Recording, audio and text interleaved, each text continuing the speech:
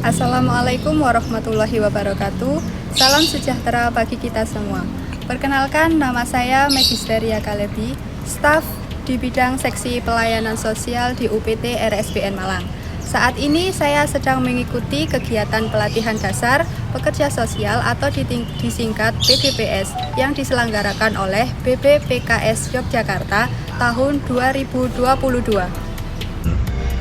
Pada video kali ini, saya akan menjelaskan profil singkat UPT RSBN Malang. Unit Pelaksana Teknis Rehabilitasi Sosial Bina Netra Malang terletak di Jalan Beringin, nomor 13, Janti, Kota Malang. UPT RSBN Malang merupakan unit pelaksana teknis Dinas Sosial Provinsi Jawa Timur yang mempunyai tugas pokok memberikan pelayanan rehabilitasi sosial kepada para penyandang disabilitas netra di wilayah Provinsi Jawa Timur. Adapun visi dan misi UPT RSBN Malang. Visi UPT RSBN Malang yakni terwujudnya klien disabilitas netra UPT RSBN Malang yang mandiri dan mampu bekerja untuk meningkatkan kesejahteraan serta mampu menyesuaikan diri di masyarakat. Sedangkan misi UPT RSBN Malang yaitu memberdayakan dan memberikan pelayanan serta rehabilitasi sosial pada disabilitas netra untuk menumbuhkan kepercayaan dan kemampuan diri melalui bimbingan mental dan sosial, bimbingan fisik dan kesehatan, serta pelatihan keterampilan kerja seperti keterampilan pijat dan kerajinan tangan. Sasaran yang dapat memperoleh pelayanan di UPT RSBN Malang adalah seluruh disabilitas netra, baik yang total atau blind maupun berpenglihatan rendah atau low vision. Kemudian berusia 15 hingga 51 tahun serta mendapat rekomendasi dari pemerintah setempat.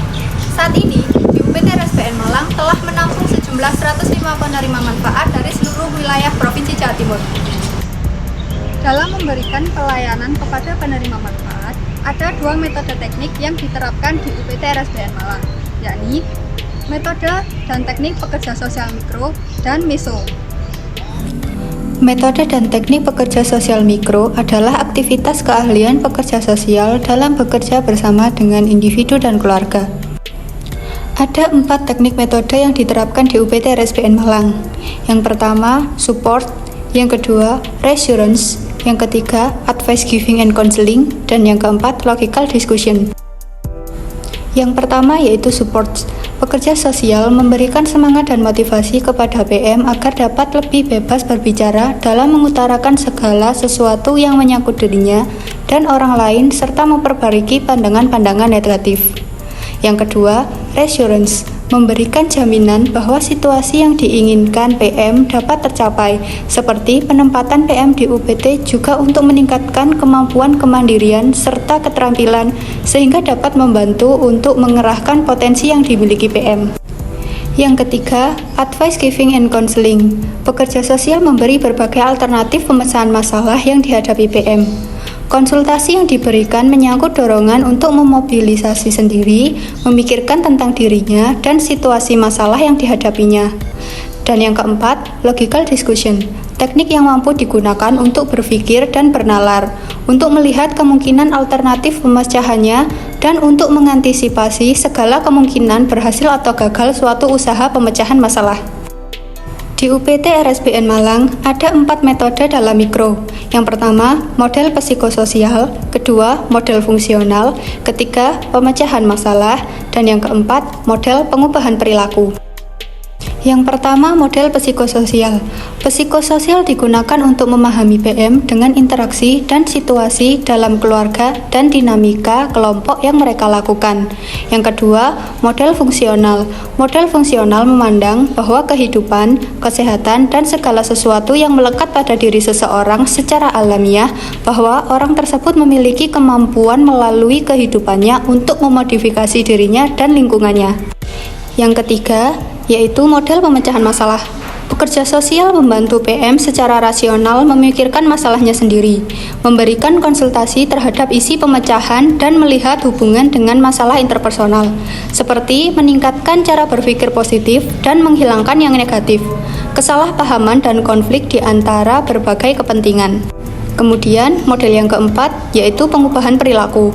Model pengubahan perilaku akan mampu merubah PM secara total baik dalam cara berpikir atau talks berperilaku atau behavior, melakukan hubungan sosial atau social relationship, dan pengalaman atau experience individu dalam rangka melakukan model pengubahan perilaku menyangkut sejumlah fakta. Metode dan teknik MESO. Metode dan teknik MESO diartikan sebagai aktivitas keahlian pekerja sosial dalam bekerja bersama kelompok. Metode pekerjaan sosial dalam praktik MESO adalah social group work, yaitu praktik pekerja sosial dalam pemenuhan kebutuhan serta pengembangan kelompok. Ada 3 teknik dalam praktek pekerjaan sosial MESO yang diterapkan di UPT RSBN Malang, yaitu teknik membentuk kelompok, yang kedua, teknik perkenalan, dan yang ketiga, teknik menghadapi konflik. Yang pertama, teknik membentuk kelompok. Pekerja sosial memberikan bimbingan serta pemecahan masalah secara berkelompok walaupun kelompok perwisma atau kelompok belajar. Yang kedua, teknik perkenalan.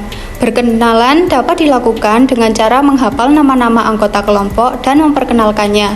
Pemimpin kelompok dapat meminta anggota untuk memperkenalkan diri sendiri. Kemudian yang ketiga, teknik menghadapi konflik. Teknik untuk mengatasi konflik antar anggota kelompok dapat dilakukan dengan cara mengajukan pertanyaan-pertanyaan. Adapun peranan pekerja sosial dalam teknik MESO, yakni sebagai advokat, mediator, broker, dan konfri. Yang pertama, advokat. Pekerja sosial harus memastikan bahwa PM mendapatkan hak-haknya selama mengikuti proses rehabilitasi sosial. Pekerja sosial juga melakukan advokasi apabila terjadi ketidakadilan atau diskriminasi kepada PM.